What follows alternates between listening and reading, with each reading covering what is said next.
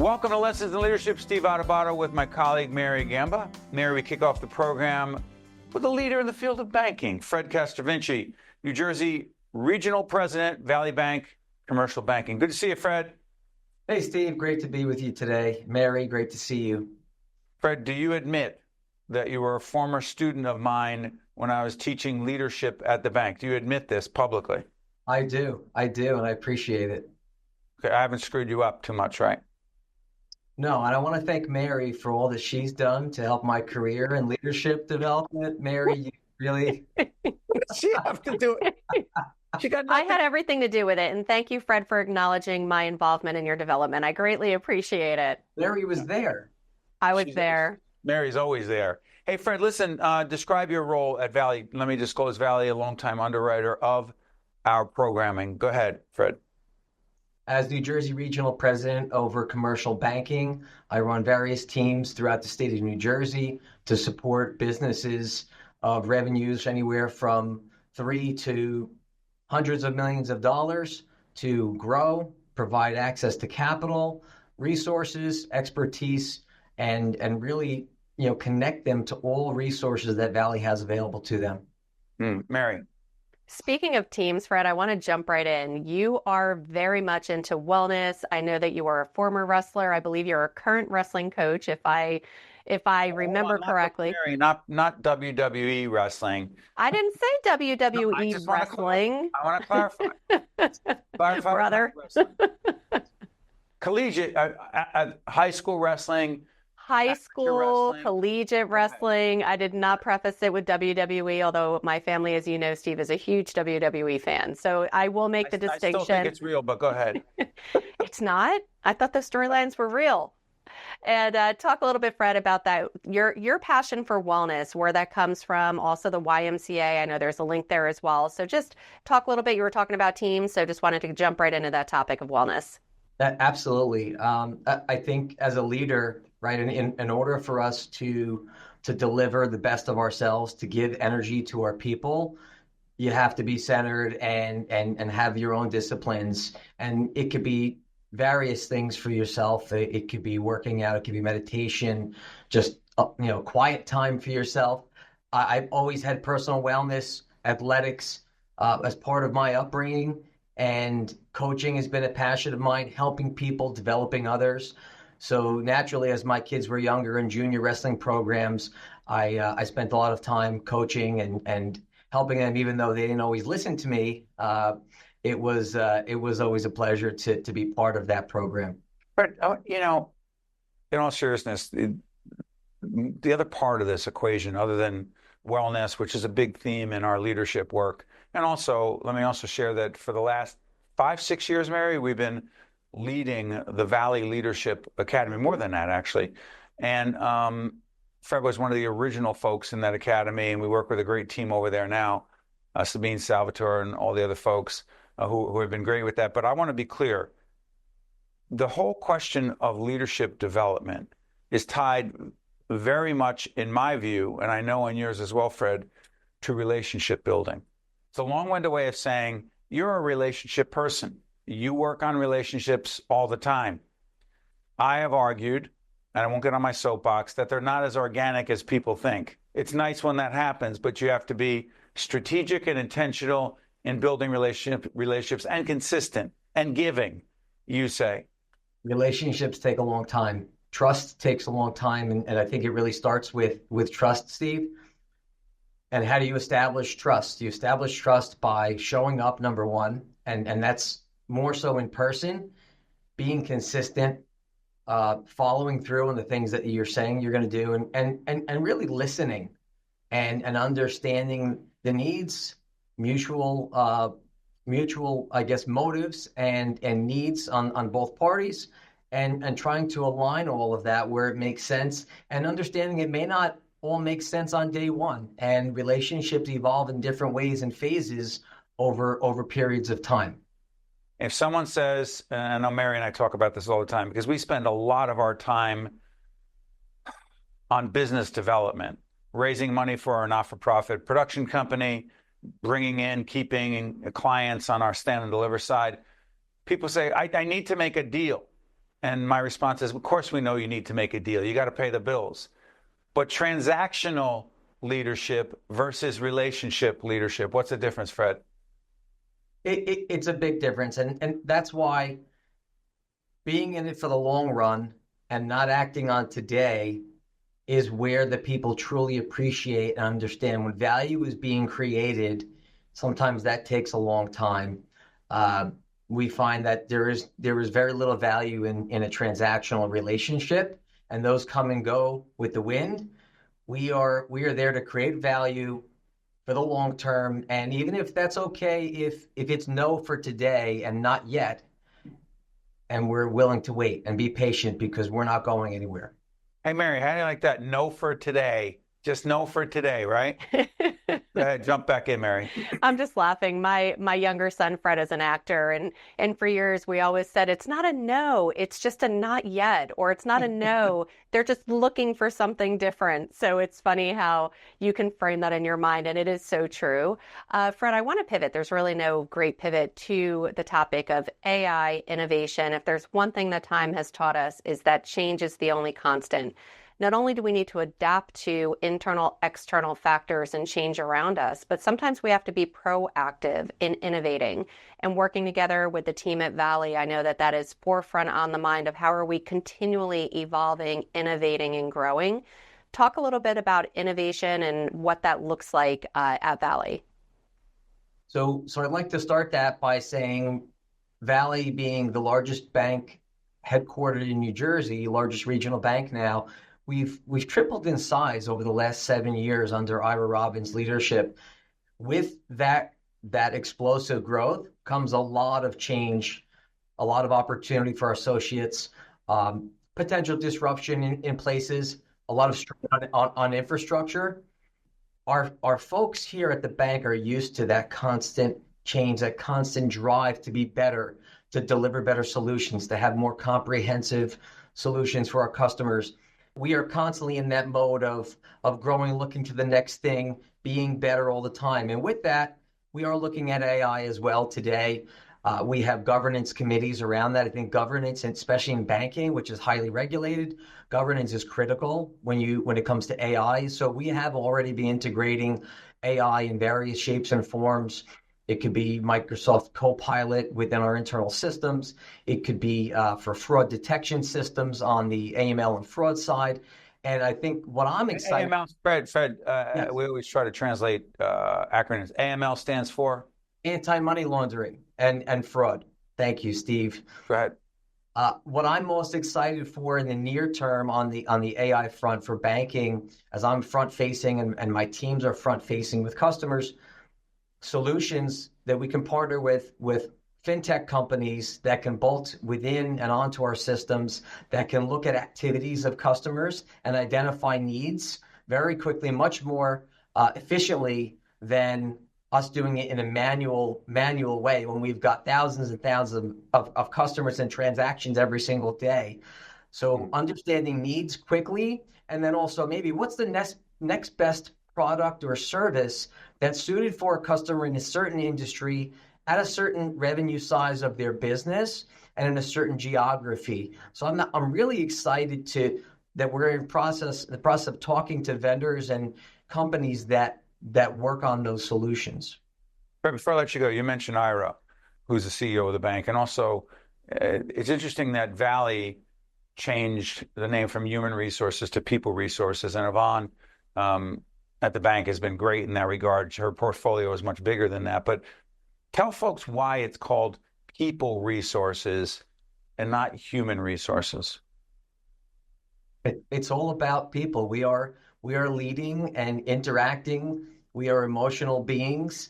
We all have different motivational factors, different drivers, and you have to understand people and create a culture of trust for your people before you can execute on any strategy. I think that's been a big part of our success.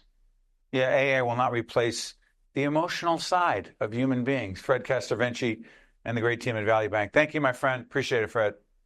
My pleasure, Steve. You got it. Stay with us. We'll be right back. This edition of Lessons in Leadership is made possible by the Vicino Leadership Institute at Seton Hall University, Prager Metis, Valley Bank, the International Union of Operating Engineers, Local 825, the North Ward Center, Jingoli Construction, the New Jersey Sharing Network, Delta Dental of New Jersey, the Helix, Fedway Associates Inc., the Port Authority of New York and New Jersey, Choose New Jersey, and Seton Hall University, showing the world what great minds can do since 1856. How long you been waiting? About a half hour. Brutal. This keeps up, I'm gonna miss my pickleball game. I've been waiting 8 years for a kidney. What can you do? Over 100,000 people in the U.S. are waiting for a life-saving transplant.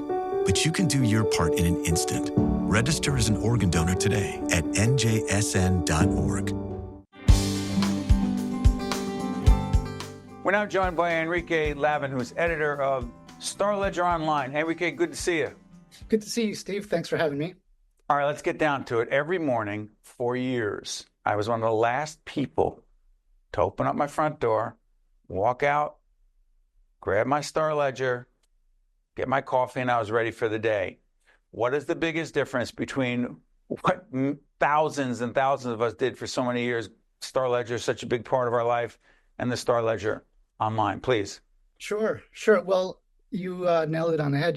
It's habits. We've changed your habits on how to read the newspaper. And it's a conversation I have frequently with subscribers like yourself about that habit. It's something that people really were attached to, that ritual in the morning with coffee and paging through the paper, sharing it with a spouse or a partner in the house, clipping recipes out or a comic or putting it on the fridge. We understand all that is different. And you can still clip out things from the online newspaper, but it's not the same, of course.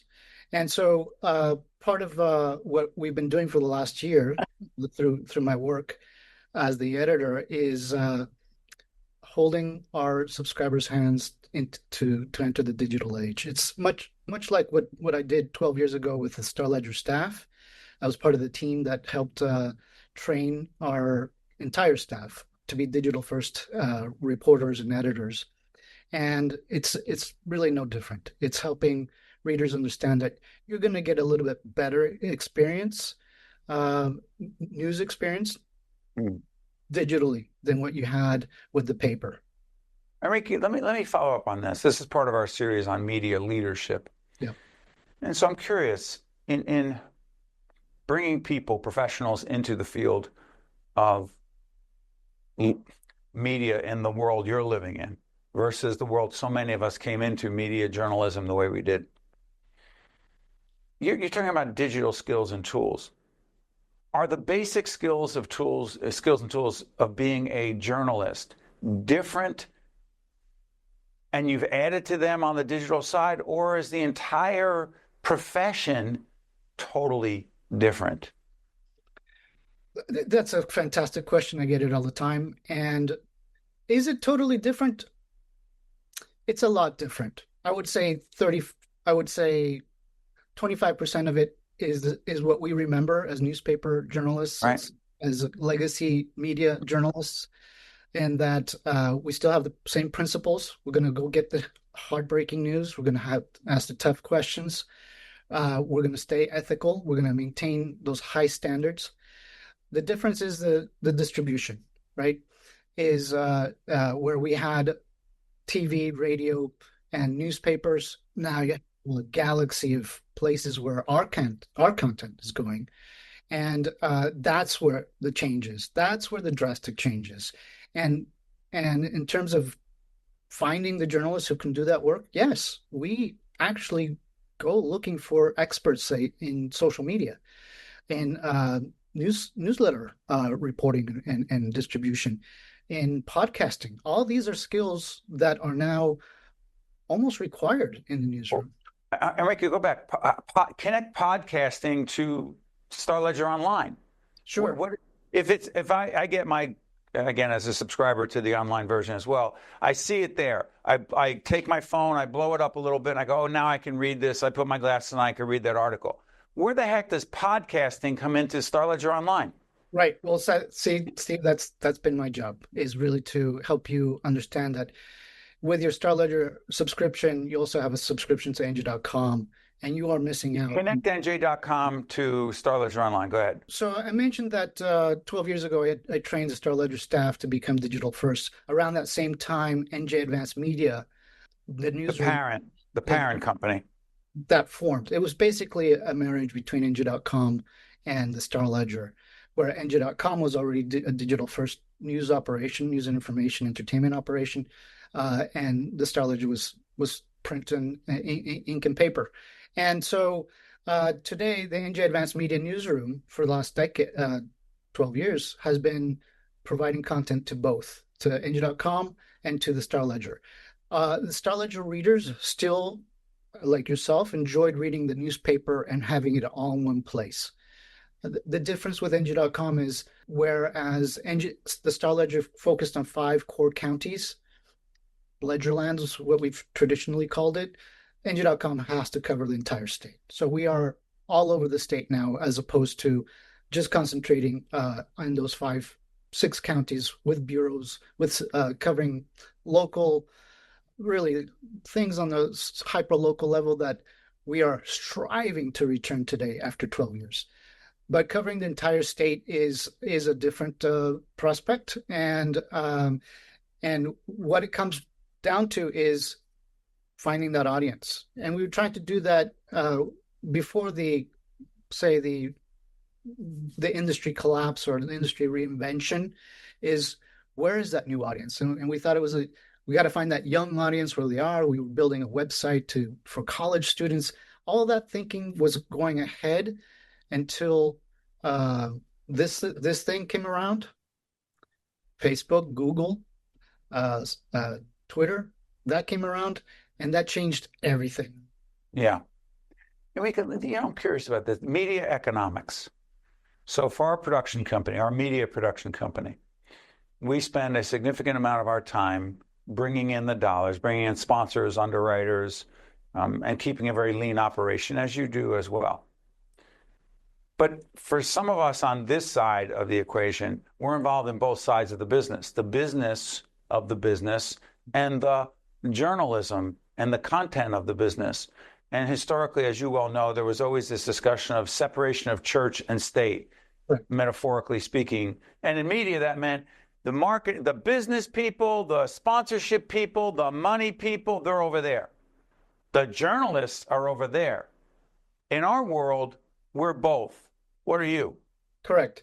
I am part of the publisher-minded set of journalists, and it was something that was instilled in us during the revolution of our news media industry, that we should be thinking as publishers. We lost around as business people. Hold on 1 second. When Enrique says publishers, I think he means business people. Correct. The people who think about how our journalism can be monetized, how it can bring in revenue to pay for the journalism that we do. And so back then, you're right. It was a clear separation of church and state. We called it the same thing. We don't talk to the business side. Some of us editors did. I was in features, so I would create products that they could sell, a parenting publication, go find some ads. Let's do something in Ticket where we cover the towns, and maybe the towns can advertise in that special section. So I was already thinking in those terms back then. But moving over to the digital first stage of things, we have metrics. So we know what our customers, our readers are reading. And if something hits, if there's something that readers like, because we know there's a high number of say clicks on that particular piece of that story, then we know we should probably do a follow-up or something more because there's interest in that. Other pieces that flop, we think, well, maybe they don't want that, and let's not invest our time in doing those things. The other aspect, Steve, is I was for 5 years a publisher and editor of NJ Cannabis Insider, and that was a product that the newsroom created, not under the business side, but the newsroom decided that we should create a business side to bring in, say, the smaller dollars that perhaps the business side wouldn't consider. And in that way, there was a small team on the editorial side where we think in those terms. How can we monetize the content that we have to support the journalism that we're doing? This is complex stuff. And in the spirit of, the separation between church and state, editorial and business, the line is there, but it's not the same. And so in that spirit, let me disclose that NJ.com is a media partner of ours. We distribute some of our content on NJ.com. We promote and market our content on NJ.com. We're partners. So in my view, if you disclose and people know, and people can decide for themselves about the content, whether it's independent enough or objective enough or substantial enough. But if you don't disclose it and you hide and still act like church and state and there's this cement wall between you, that's disingenuous. Yes. To be clear, Enrique is trying to work this out every day with his team at Star Ledger Online. He's the editor there, and he's had extensive experience in leadership in media. Enrique, I want to thank you so much for joining us. We'll talk soon. Thank you, Steve, for having me. Great seeing you. You got to stay with us. We'll be right back.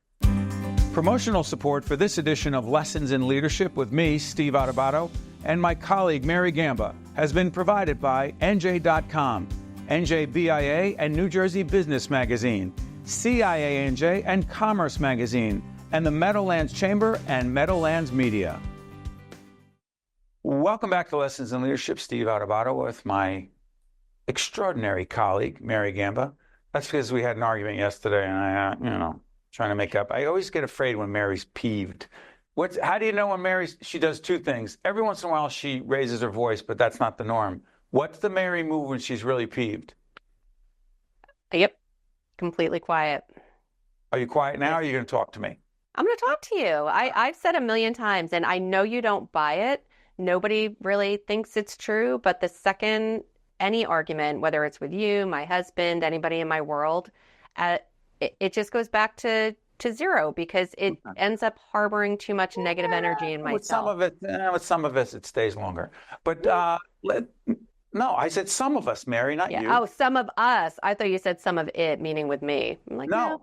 I'm like a dog. I try to be just in the moment rather than thinking ahead and behind. I am not going to work out our issues in public. We're going to therapy for professional couples. Mm-hmm. All right. I'll tell you who could have used some therapy. Watch this transition. I've been reading this book, Original Sin. Mm-hmm. This is a book by Jake Tapper over at CNN and Alex Thompson. Subtitle: President Biden's Decline, Its Cover-Up, and the Disastrous Choice to Run Again. All right. So Jake Tapper, a leader in media. Yeah, listen, I like Jake. He's a friend. He's a colleague. I'm a fan. But I got to tell you, someone says, what's this have to do with leadership? I'm going to read the back cover to this. Original Sin. What the world saw at Joe Biden's one and only 2024 debate was not an anomaly. It was not a cold. It was not someone who was under-prepared, over-prepared. It was not someone who was just a little tired. It was the natural result of an 81 at the time. It would have been 86 on the back end of his second term if he had ran and won. 81-year-old man, diminished capabilities. Biden and his family protected him. He goes on and on. Okay, what does that have to do with leadership? Everything. Mary and I talk all the time about the need to have difficult, painful, hard conversations. Mary, when I say confront, I often say confront. Healthy confrontation means to deal with it directly. Fair? Correct. The fact that Jake Tapper has written a book that basically says, oh my God, I can't believe they covered it up. There was nothing to cover up.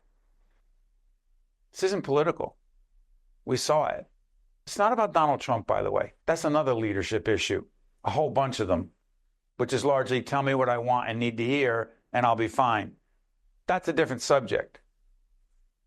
How the heck could the people around the leader of the free world, the president of the United States, they know what they know. We see what we see. But no one confronts Joe Biden, including Jill Biden, including Hunter Biden, including all the political leaders around him and said, Mr. President, you're going to be 82 if elected, 86 on the back end. You're struggling on a whole range of issues. You're having a hard time communicating publicly. You're falling, your balance is off, et cetera, et cetera, et cetera. You have all these cue cards in fundraisers. He was using a teleprompter. He has cue cards for everything. Long-winded way of getting to this. When should a leader be told, Mary, and why aren't they told, that it's time? I'm sure it'll happen for me and everyone else who gets to a certain point. Time to move on. It is so hard to, and again, part of me always wondered, are people telling him, and is there somebody in his orbit that's really protecting him? And is there one person that's saying, nope, he's good, he's got this? I don't buy the fact that no one raised their hand and said, whoa, time out here, something's just not right, because it's also embarrassing to the legacy of a human being to let them go out there and stumble, to trip, to, I mean, every meme that's out there right now. And it's very unfortunate because that's what people are going to remember. So to answer your question more directly, it is very hard, but it is necessary to tell people the things that they need to hear, even if they don't want to, or also really resist what they're hearing. So forget about your politics. Forget about who you like, don't like. You're Democrat, Republican, you like Trump, Biden, Harris. I couldn't care less. We couldn't care less. Because this is a leadership question, at least in my view, for everyone who is in an important, sensitive position in any organization, who gets to a certain point for a variety of reasons. And age, by the way, there are some people who are 82 years of age who are incredibly sharp from a cognitive point of view, who physically don't have the same challenges. So it's not just age. It's the ability to do the job, and whatever that job is. And when someone, Mary says, who was protecting, they may have been protecting the president. And my argument is you're actually not protecting that person. Listen, our family had to deal with this issue with my dad, who was an incredible leader, a strong, confident leader who built a large organization, community-based organization in New York, started the first charter school in the state of New Jersey. Great leader, great communicator. But he got to a certain point where he was not able to do what he needed to do on behalf of the people he was serving. And he believed he could. He did not want to hear it from those of us around him. He was peeved, angry. But who are you protecting when you don't have those conversations? Go ahead, Mary. Well, I know that Elvin's saying that we need to say goodbye, but you are absolutely... I don't see it in the chat, really? Oh, he was just putting it up a second ago. So, but we're good. We're good. So just to answer that question again, going back to, it is so critical that even if in your situation, as you said, you had to have that challenging conversation, but you do need to reiterate it. You need to explain why. And more specifically, you need to give very specific examples of, just so you know, here is why I'm saying that you need to, pass that baton. Got it. We'll pick up this conversation in another program. Lessons in Leadership, Steve and Mary. See you next time.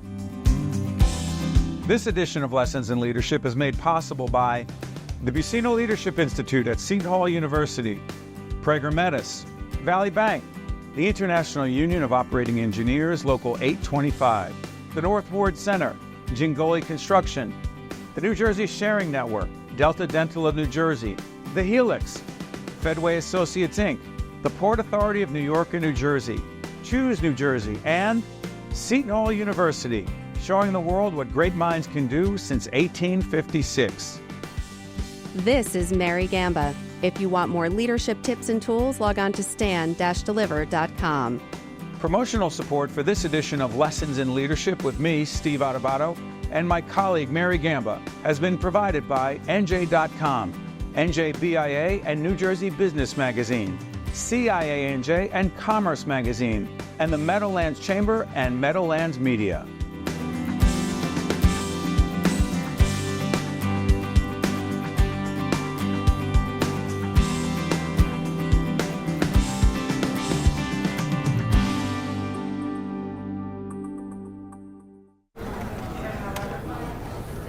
How long you been waiting? About a half hour. Brutal. This keeps up, I'm gonna miss my pickleball game. I've been waiting 8 years for a kidney. What can you do? Over 100,000 people in the U.S. are waiting for a life-saving transplant. But you can do your part in an instant. Register as an organ donor today at njsn.org.